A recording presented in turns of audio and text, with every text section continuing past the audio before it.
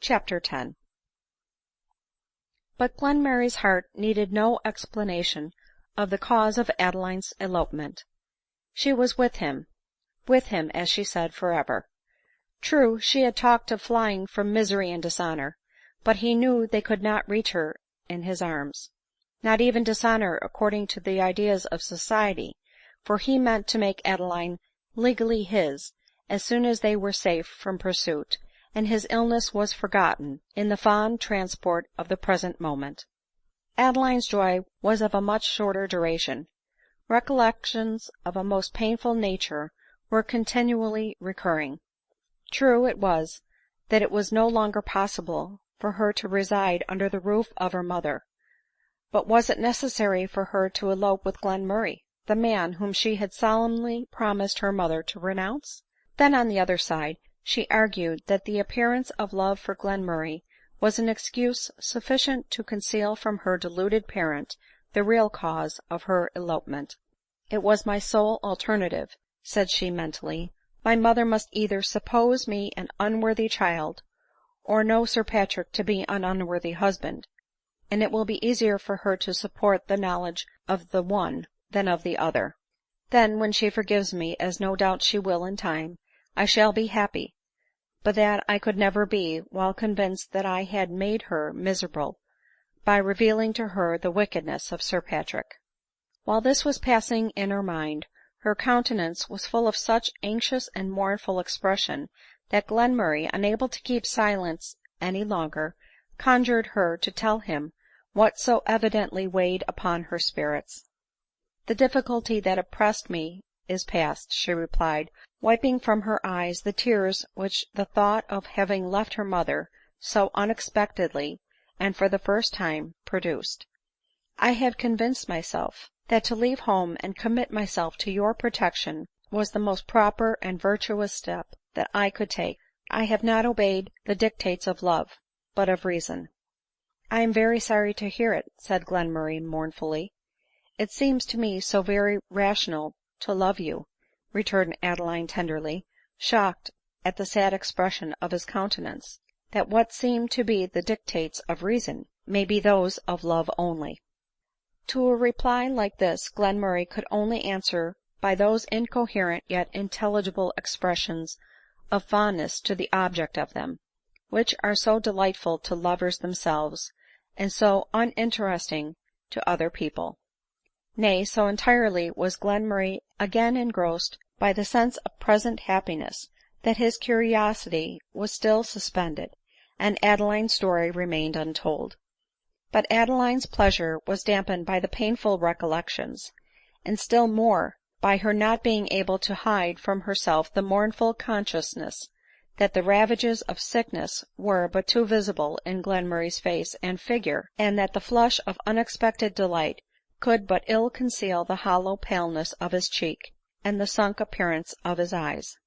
Meanwhile the chaise rolled on, post succeeded to post, and though night was far advanced, Adeline, fearful of being pursued, would not consent to stop, and they travelled till morning. But Glenmurray, feeling himself exhausted, prevailed on her, for his sake, to alight at a small inn on the road side near Marlborough. There Adeline narrated the occurrences of the past day, but with difficulty could she prevail on herself to own to Glenmurray that she had been the object of such an outrage as she had experienced from Sir Patrick.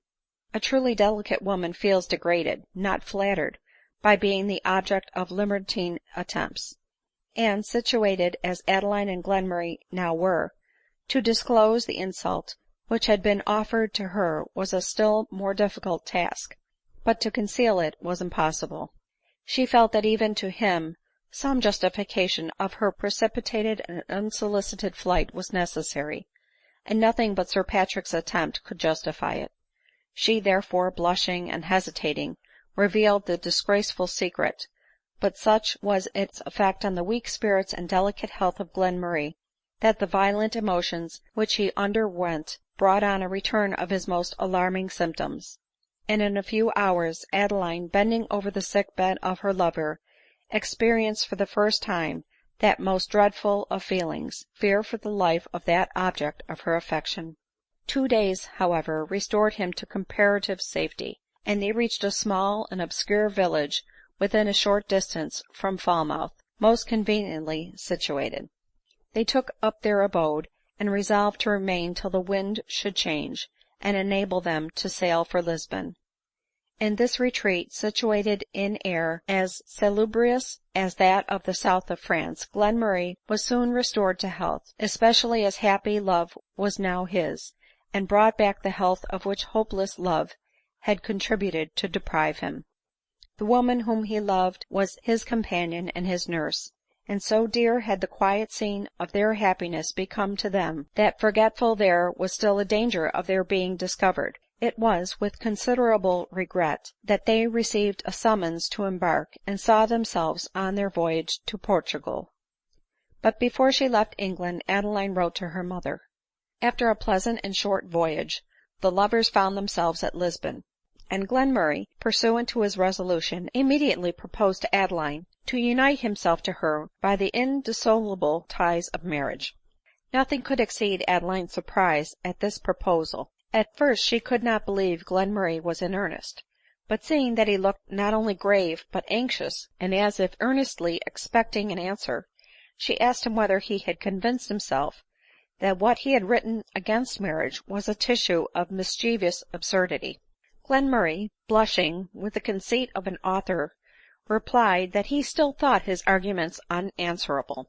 " Then, if you still are convinced your theory is good, why let your practice be bad? It is incumbent on you to act up to the principles that you profess, in order to give them their proper weight in society, else you give the lie to your own declarations. But it is better for me to do that, than for you to be the sacrifice to my reputation." " I," replied Adeline, " am entirely out of the question. You are to be governed by no other law but your desire to promote general utility, and are not to think at all of the interest of an individual." " How can I do so, when the individual is dearer to me than all the world besides ?" cried Glenmurray passionately. " And if you but once recollect that you are dearer to me than all the world besides, you will cease to suppose that my happiness can be affected by the opinion entertained of my conduct by others." As Adeline said this, she twisted both her hands in his arm so affectionately, and looked up in his face with so satisfied and tender an expression, that Glenmurray could not bear to go on with a subject which evidently drew a cloud across her brow ; and hours, days, weeks, and months passed rapidly over their heads before he had resolution to renew it. Hours, days, weeks, and months, spent in a manner most dear to the heart and most salutary to the mind of Adeline. Her taste for books, which had hitherto been cultivated in a partial manner, and had led her to one range of study only, was now directed by Glenmurray to the perusal of general literature, and the historian, the biographer, the poet, and the novelist obtained alternately her attention and her praises. In her knowledge of the French and Italian languages, too, she was now considerably improved by the instruction of her lover, and while his occasional illnesses were alleviated by her ever watchful attentions, her attachment was cemented by one of the strongest of all ties, the consciousness of mutual benefit and assistance. Chapter 11. Recording by Pam Moscato.